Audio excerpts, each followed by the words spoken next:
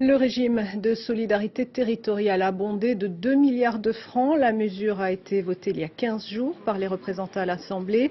Une urgence selon le gouvernement au vu du déficit qui dépasse aujourd'hui les 6 milliards de francs. Le pays qui attend toujours une éventuelle participation de l'État au financement de la PSG. On note également qu'à ce jour, le régime de solidarité territoriale compte 74 552 ressortissants, soit une augmentation de 26,6% depuis 1995. Manoli Tali, bonsoir. Bonsoir Caroline. Alors le nombre de bénéficiaires au RST ne cesse d'augmenter, parallèlement au déficit qui menace aussi le régime de cessation de paiement. Un texte a été voté pour assainir les comptes. Qu'est-ce que prévoit ce texte exactement ? Alors, c'est une loi qui permet à la population, et là je voudrais véritablement rassurer la population après qu'elle ait entendu des allégations qui ont été dites la semaine dernière, qui a inquiété la population. Alors, elle a pour vocation de pouvoir protéger les droits aux prestations familiales des plus démunis. Alors, c'est pas ce qu'a annoncé Christian Vernodon sur notre antenne. Oui, alors je voudrais, et c'est bien pour ça que je suis vraiment ravie d'être là ce soir pour dire à la population c'est faux. Donc cette loi va permettre de garantir les droits aux prestations familiales, minimum vieillesse, allocation personnes âgées, allocation handicapées.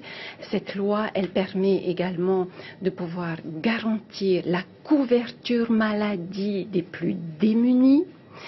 Également le paiement des versements aux organismes hospitaliers et des professionnels de santé. Le RST, il sert à ça. Donc, lorsque vous payez la CST, vous savez où va votre argent. Encore faut-il que nous puissions prendre des mesures pour identifier les fraudeurs qui peut bénéficier de ce régime du Alors RST. justement, qui peut en bénéficier aujourd'hui et qui n'y a pas droit. Est-ce qu'il y a des critères un peu plus stricts aujourd'hui? Alors, il va y avoir des critères qui vont être posés dans des arrêtés d'application qui vont être mis en œuvre dans quelques mois.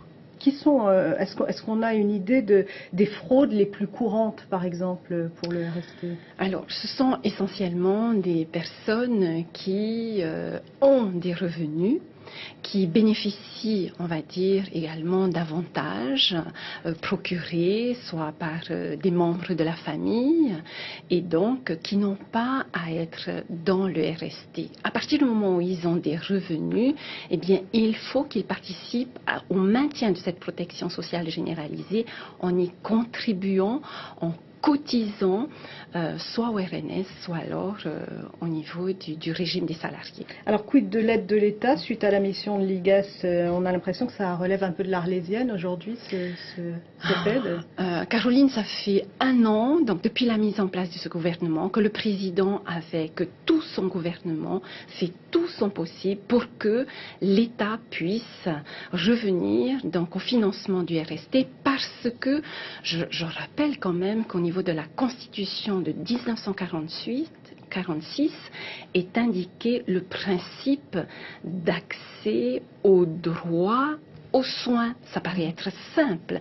Et rien qu'à ce titre-là, j'appelle l'État à pouvoir accomplir son devoir de solidarité nationale. Madame la ministre, merci d'avoir accepté notre